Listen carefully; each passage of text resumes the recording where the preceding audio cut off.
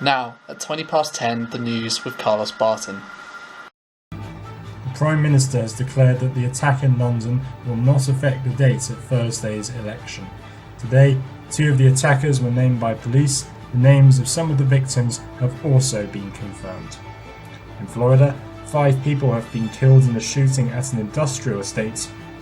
And Peter Sallis, iconic for his roles in Last of the Summer Wine and the animated Wallace and Gromit films, has died. He was 96.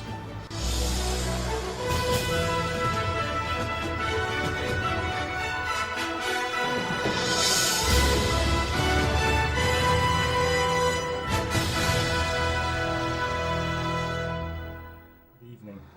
Today the Prime Minister declared, "Enough is enough."